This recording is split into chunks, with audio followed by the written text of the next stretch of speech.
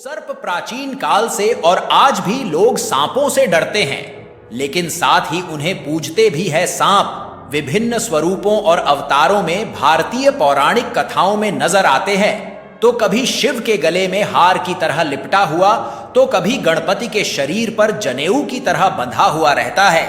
वैसे सांपों को ब्रह्मा जी का वंशज भी माना जाता है। दोस्तों, क्या आप जानते हैं नागदेव की उत्पत्ति कैसे हुई? नमस्कार दोस्तों, लकी ऑल वन स्टोरीज में आप सभी का स्वागत है। दोस्तों, वराह पुराण के अनुसार ब्रह्मा जी के पुत्र कश्यप की 4 पत्नियां थीं। इनमें से पहली पत्नी ने देवों को, दूसरी ने गरुड़ को, तीसरी ने सांपों को, चौथी ने दानवों को जन्म दिया। तीसरी पत्नी का नाम काड्र था, इसलिए नागों को कात्रज भी कहा जाता है। काड्र 1000 नागों की मां थी, जिनमें से प्रमुख शेषनाग, वासुकी और तक्षक। जब मनुष्य पर नागों का अत्याचार बढ़ने लगा तो ब्रह्मा जी ने उन्हें नष्ट होने का श्राप दिया। डर कर उन्होंने ब्रह्मा जी से अपना स्वभाव बदलने का वादा किया और माफी मांगी। अपने लिए सुरक्षित ठिकाना पूछने पर ब्रह्मा ने उन्हें पृथ्वी के नीचे बसे 3 लोक सुतल, बीतल और पाताल में बचने का आदेश दिया, लेकिन साथ ही उन्हें चेतावनी भी दी। दुष्ट सांपों को खत्म करने के लिए अभिमन्यु के पपौत्र जन्मेजय द्वारा एक यज्ञ किया जाएगा। जन्मेजय ने सांपों को खत्म करने के लिए सर्प सत्र नाम का यज्ञ आयोजित किया, क्योंकि एक सांप के काटने से ही उसके पिता परीक्षित की मृत्यु हुई थी। जब इस यज्ञ में कई सांप मरने लगे, तब उनके राजा वासुकी नाग अपनी बहन मनसा से कहा, अपने पुत्र आस्तिक को यज्ञ स्थल पर नागवंश की रक्षा के लिए भेजें। आस्तिक जन्मेजय के यज्ञ स्थल पर पहुंचा और वहां मौजूद सभी लोगों की प्रशंसा में गीत गाए। जन्मेजय से मिले वरदान के बदले उसने बाकी बचे सांपों की जान बचाई। कहते हैं, सांपों को जीवन दान मिला। उस दिन श्रावण महीने की शुक्ल पक्ष की पंचमी थी। इसी दिन नाग पंचमी का त्योहार मनाया जाता है। वासुकी नाग का इस्तेमाल समुद्र मंथन के लिए देवताओं और दैत्यों ने रस्सी की तरह इस्तेमाल किया था। वासुकी शिव का सांप है, हमेशा उनके गले में हार की तरह लिपटा रहता है। यह तो हुआ शिव का सांप, लेकिन पुराणों में विष्णु के साथ भी एक नाग रहता है, जिसका नाम शेषनाग है। विष्णु जी समुद्र के बीच शेषनाग की शैया यानी बिस्तर पर लेटे हुए ही ब्रह्मांड की रक्षा करते हैं। बताए जाते हैं कि शेषनाग के 1000 सिर हैं। वैसे तो शेषनाग कोई दुष्ट जीव नहीं है, लेकिन उसका वर्णन कुछ अजीब है।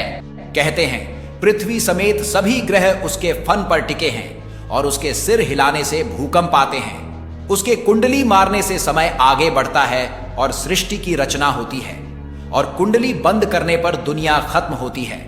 दुनिया खत्म होती है। ऐसा भी माना जाता है कि विष्णु जी के साथ साथ कई बार शेषनाग ने भी पृथ्वी पर अवतार लिए हैं। जैसे राम अवतार के वक्त लक्ष्मण के रूप में और कृष्ण अवतार के वक्त बलराम के रूप में अवतार लिए थे। कृष्ण जी का नाम लेते ही याद आया उनके बचपन का एक किस्सा। दोस्तों, कालिया नाम का एक प्रसिद्ध नाग वृंदावन की यमुना नदी में रहता था। वैसे तो वह रमणा द्वीप का रहने वाला था, पर गरुड़ के डर से वृंदावन आकर रहने लगा था। कालिया वृंदावन में गरुड़ से सुरक्षित था, क्योंकि श्राप की वजह से गरुड़ वहां नहीं आ सकता था, और आता तो उसकी मृत्यु हो जाती। एक बार बाल श्री कृष्ण और उनके ग्वाले यमुना नदी के किनारे गेंद खेल रहे थे। तभी खेलते खेलते उनकी गेंद पानी में गिर गई। गेंद लेने के लिए श्री कृष्ण पानी में कूद पड़े। तभी कालिया नाग अपने 110 फन उठाकर जहर उगलने लगा और श्री कृष्ण के शरीर को जकड़ लिया। तब श्री कृष्ण ने अपना आकार इतना बड़ा कर लिया कि मजबूरन कालिया को उन्हें छोड़ना पड़ा। तब श्री कृष्ण ने कालिया नाग को नाथ कर उसके सिर पर नाचना शुरू कर दिया। श्री कृष्ण का विराट रूप देखकर कालिया ने माफी मांगी। श्री कृष्ण के आदेश से वापस रमणा द्वीप चला गया। एक अन्य नाग जो महाभारत में प्रमुखता में भी आता है, वह है तक्षक। पांडवों ने खांडव वन और कुरुक्षेत्र को अपना राज्य बनाया और तक्षक को वहां से निकाल दिया। इसके बाद वे तक्षशिला में रहने लगा। वह तक्षक ही था जितने राजा परीक्षित को मारा था। भारत में नाग को समर्पित कुछ मंदिर है, खासकर दक्षिण में। कर्नाटक में उनके सम्मान में नागमंडल, तमिलनाडु में महिलाएं नाग देवी की पूजा करती हैं और बदले में उन्हें प्रजनन शक्ति, परिवार की सुरक्षा और ऐश्वर्य का आशीर्वाद मिलता है। केरल के नागवंशी समुदाय और नागालैंड के नागा जाति के लोग स्वयं को नागवंश का मानते हैं। दोस्तों, आपको यह वीडियो कैसी लगी आप हमें कमेंट करके जरूर बताएं। साथ ही वीडियो पसंद आती है तो वीडियो को लाइक और चैनल में नए हो तो सब्सक्राइब जरूर करें। धन्यवाद।